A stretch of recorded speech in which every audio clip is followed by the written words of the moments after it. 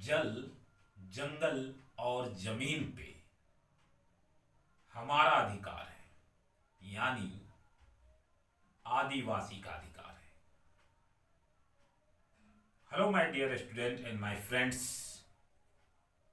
Amitabh education class में आपका स्वागत है और हम पढ़ रहे हैं भारत के प्रमुख जनजाति आदिवासी के बारे में। हमने पिछले वीडियो में ये जाना कि भारत के किन किन राज्यों में आदिवासी रहते हैं। हमने ये भी जाना कि भारत की प्रमुख जनजाति आदिवासी में कौन कौन सी प्रमुख जातियां होती है, उनके बारे में जाना। अब हम जान रहे हैं कि भारत के प्रमुख जनजाति आदिवासी को भारतीय संविधान कौन सी पावर देती है, जिसके तहत हर प्रत्येक आदिवासी अपना विकास स्वयं कर सकता है। उनकी मर्जी के खिलाफ उनके ऊपर किसी भी प्रकार का बाहरी लोगों का दबाव नहीं हो सकता है। तो आज हम जानेंगे उसी पावर के बारे में जिसे हम जानते हैं पेसा एक्ट 1996, जिसे हम जानते हैं पेसा एक्ट 1996। आखिर ये पेसा एक्ट क्या है? इसका फुल फॉर्म होता है panchayat extension to scheduled areas act 1996। आखिर ये क्या है? तो इससे पहले हम जानेंगे ये पेसा एक्ट के बारे में कि आखिर ये क्या है। ये शेड्यूल्ड यानी कि अनुसूचित जातियों के लिए ये एक्ट लाया गया था। आज भी जो है आपको ऐसे गांव मिलेंगे जो आज जहां दुनिया 4G और 5G में डेवलप हो रही है, वहीं पे लोग आज भी 1870 सेंचुरी के लोग रह रहे हैं।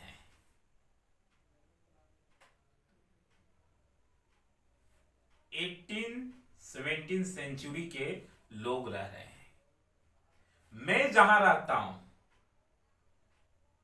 झारखंड की राजधानी झारखंड की राजधानी रांची के बात अगर करें तो रांची के अंदर कुछ ऐसे एरियाज आपको मिलेंगे जहां आज भी घर जो है मिट्टी का है। केवल घर ही मिट्टी का नहीं है, घर छोटे छोटे झोपड़ों के माफिक है। उतना ही नहीं, लोगों को प्रत्येक दिन काम तक नहीं मिलता। आज काम किए तो कल नहीं, कल किए तो परसों नहीं। मतलब आम शब्द में अगर कहें तो काफी पीछे है। वो जो है उनका विकास हुआ ही नहीं। और ये बात जो है हमारे संविधान लिखने वाले जो महापुरुष थे, वो लोग ये बात को अच्छी तरह से जानते थे कि देश आजाद हो गया है, लेकिन देश के जो मूल निवासी हैं उनका विकास होने में काफी समय लग सकता है। और इसी को देखते हुए जो है 1996 में पेसा एक्ट लाया गया था। और इस एक्ट के तहत ये चयन किया गया था कि जो गांव यानी ग्राम, जो ग्राम बहुत पीछे हैं, विकास के मामले में एकदम पीछे हैं, जहां के लोग अपने जीविका को चलाने में असमर्थ हैं। यानी आम भाषा में कहें तो वो अपने जीवन यापन सही से कर नहीं पा रहे हैं। आज कमाते हैं तो कल का पता नहीं, और कल कमाएंगे तो परसों का पता नहीं। ये एक बहुत बड़ी समस्या थी भारत के लिए, क्योंकि भारत में ऐसे क्षेत्र और ऐसे राज्यों का जो है चयन किया गया जहां पे सबसे अधिक मात्रा में ऐसे लोग पाए जाते हैं, यानी हमारे आदिवासी समाज के लोग रहते हैं, निवास करते हैं। उनमें से जो 10 एरिया के बाद जो उल्लेख है वो हमारा आर्टिकल 244 सेक्शन ए में उल्लेखित है कि अनुसूचित क्षेत्र शेड्यूल्ड एरिया के बारे में उल्लेखित है, और उसे कहा जाता है भारत के संविधान के 5वीं अनुसूची में है, जिसमें अनुसूचित क्षेत्रों का उल्लेख है शेड्यूल्ड एरिया का। और कहा जाता है संविधान के भीतर संविधान के भीतर संविधान, यानी कि आप सोच सकते हैं कि उसमें निहित है और ये बताया गया है कि हमारे संविधान के भीतर संविधान, यानी कि इस देश के लिए तो एक कानून है, लेकिन इस कानून से सबके ऊपर ये कानून नहीं लागू किया जा सकता है। जैसे अगर मैं कह दूं कि सारे बच्चे को कि कल सारे बच्चे जो है वो 5 लेसन पूरा याद करके आएंगे, तो ये जो नियम है वो सबके ऊपर लागू नहीं हो सकते, क्योंकि उसमें से कुछ बच्चे कमजोर हैं जिन्हें समझ में नहीं आया है। तो उनके लिए एक अलग नियम होगा कि नहीं बाबू तुम पूरा लेसन नहीं सुना सकते हो, तो ऐसा करना कि तुम जो है से 5 टॉपिक सुना दो, अगर उसमें 20 टॉपिक्स है तो 5 टॉपिक सुना दो। तो उसको उसी प्रकार पूरे देश के लिए तो कानून है, लेकिन अनुसूचित क्षेत्रों के लिए एक विशेष कानून बनाया गया, जिससे वो काफी पीछे तो उनको आगे आने का क्या हो मौका मिल सके। और ये जो सुनिश्चित किया गया को क्षेत्र कौन कौन है, तो उसमें बहुत सारे क्षेत्र आए, जिसमें से हिमाचल प्रदेश, राजस्थान, तेलंगाना, गुजरात, छत्तीसगढ़, मध्य प्रदेश, महाराष्ट्र, उड़ीसा, झारखंड,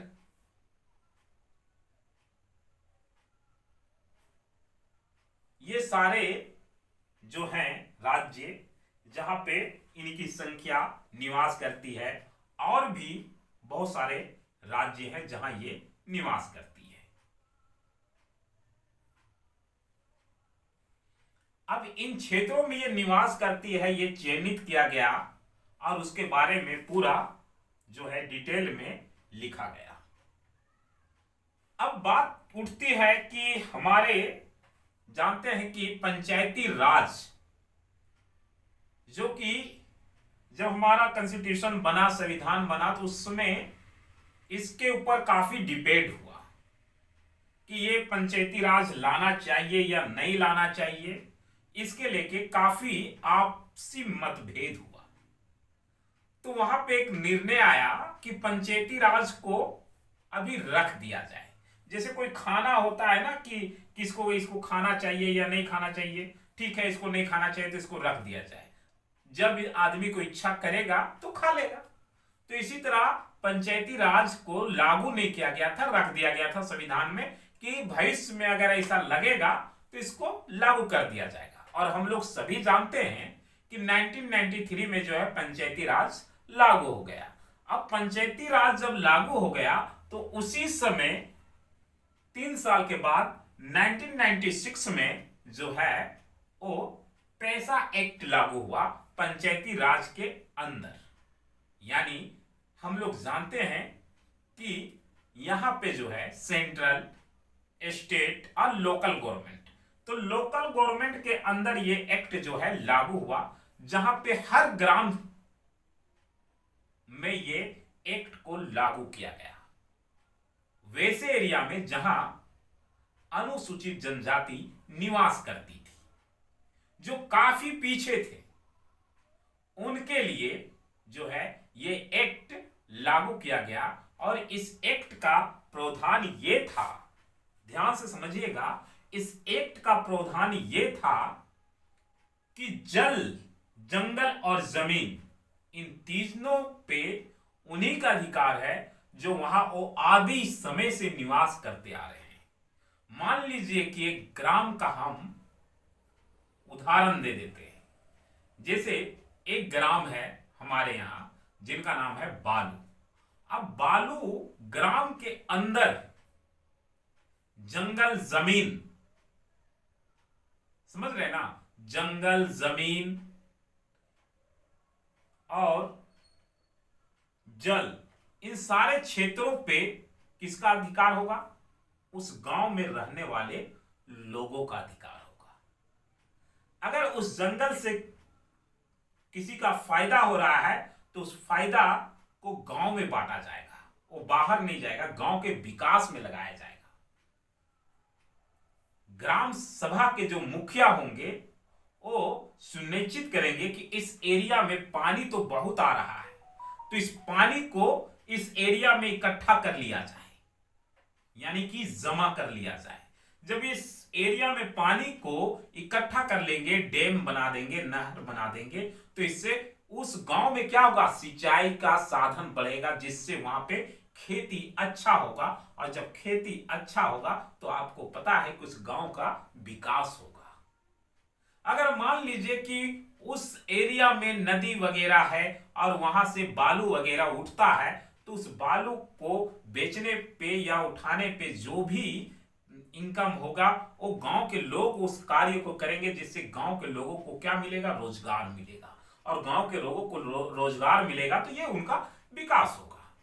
अगर मान लीजिए कि और भी कई इसके अंदर आते हैं, हमने अगर उस गांव में बाजार लगता हो, साप्ताहिक बाजार गांव में लगता है, अब उस साप्ताहिक बाजार के जब लग रहा है बाजार, तो बाजार को जो है लगाने के लिए एक व्यवस्था चाहिए, और उसमें जो टैक्स वगैरह वसूल किया जाता है वो सारे टैक्स का होना चाहिए, गांव के विकास में लगा देना चाहिए। या मान लीजिए कि आप देखे होंगे कि जब आप कोई पर्यटक स्थल पे जाते हैं तो लोकल लोग वहां पे जो है से बाजारें लगाते हैं, चने बेचते हैं, या फिर पार्किंग वगैरह का व्यवस्था करते हैं, या तरह तरह का चीजें बना के वहां पे लाते हैं। तो इससे क्या हुआ कि जब कोई लोग घूमने के लिए आते हैं तो वहां के लोकल लोगों का क्या होता है? विकास होता है, लोकल लोगों का इनकम बढ़ता है। जब उनकी इनकम बढ़ेगा तो उस ग्राम का क्या होगा? विकास होगा, उस पंचायत का विकास होगा। और जब उस ग्राम का विकास होगा तो समझ रहे हैं ना, उस ग्राम का विकास से ब्लॉक का विकास होगा। तो ये पैसा एक्ट यही है गांव में। फिर मेला वगैरह साल में लगाया जाता है, बहुत सारे गांव में मेला का, तो उसमें भी लोकल लोगों को इन्वॉल्व किया जाता है, रखा जाता है उस गांव के लोगों को, ताकि क्या हो? उस मेले से होने वाले मुनाफे गांव के लोगों में बटे और गांव के लोगों का विकास हो। तो आम भाषा में आप समझ गए होंगे कि ये पैसा एक्ट है क्या। ये पैसा एक्ट आदिवासी जनजाति सेचुअल्ड के लिए है। ये सेचुअल्ड एरिया में रहने वाले लोगों के लिए है। ये हमारे आदिवासी समाज के भाइयों के लिए ये एक्ट है। इस एक्ट के तहत अगर उस गांव में कोई बाहरी आदमी आपके विकास में या आपके काम में प्रावधान डालता है या किसी प्रकार से आपके साथ दुर्व्यवहार करता है, तो आप उस व्यक्ति के खिलाफ क्या कर सकते हैं? थाना में शिकायत कर सकते हैं और उस व्यक्ति के खिलाफ जो है जबरदस्त कार्रवाई होगा। यहां तक कि आपके लोकल एरिया में ये जब एक्ट पारित हो जाएगा तो आपके लोकल एरिया में भी जो है कोई बाहरी जो एमएलए होता है ना, आजकल एमएलए लोग का दादागिरी चलता है, तो वो तक भी जो है वो आपके आसपास नहीं आ सकता। अभी देखे होंगे कि आसपास झारखंड में बहुत सारे कोलवरी क्षेत्र खुल गया है। तो वो कोलवरी क्षेत्र जिस ग्राम एरिया में खुला है, वहां के ग्राम के लोगों को सभी को क्या देना पड़ेगा, वहां जॉब देना पड़ेगा, नौकरी देना पड़ेगा वहां, ताकि वहां के लोगों का विकास हो सके। जब वहां के लोगों, सभी लोगों को जॉब मिल जाएगा, तभी वो किसी और को दे सकते हैं। तो आम भाषा में आप समझ गए होंगे कि पैसा एक्ट वास्तव में है क्या।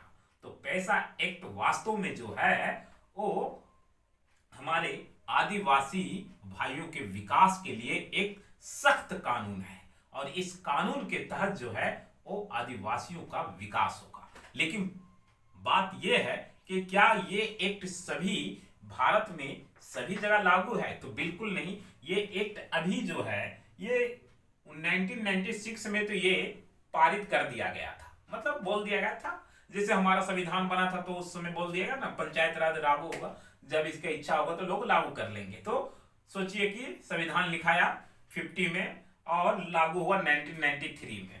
उसी प्रकार यहाँ भी ये एक्ट आया आपका 1996 में, बट इसको सबसे पहले जो लागू किया वो आंध्र प्रदेश 2011 में, और ये पैसा एक्ट को अपने यहाँ लागू करने वाला पहला राज्य बना कौन, आंध्र प्रदेश, जो कि 2011 में लागू किया। और उसके बाद जो है हिमाचल प्रदेश, राजस्थान, तेलंगाना, गुजरात, छत्तीसगढ़, मध्य प्रदेश, महाराष्ट्र, ये सब भी क्या किए, लागू किए अपने अपने जगह पे। फिर बाद में जो है अभी उड़ीसा और झारखंड, जहां आदिवासियों का एक बहुत बड़ा समूह निवास करती है, अभी भी यहां पैसा एक्ट लागू नहीं किया गया है। लेकिन आने वाला समय में हो सकता है कि लागू किया जाए, क्योंकि हमें जो है महीने का 500 या 2500 रुपया नहीं चाहिए, बल्कि हमें हमारे घर के हर एक सदस्य को एक जॉब चाहिए, जिससे हमारा घर का विकास हो। हमें भिखमंगा नहीं बनना है, बल्कि मजदूर बनना है, जिससे इनकम करके अपना विकास कर सके। तो ये है हमारे आदिवासियों के जो संविधान ने उन्हें पावर दिया। तो आज के वीडियो में इतना ही, फिर मिलते हैं नेक्स्ट वीडियो में नेक्स्ट जानकारी के साथ। तब तक के लिए आप हमें इजाजत दीजिए। जय हिंद, जय भारत।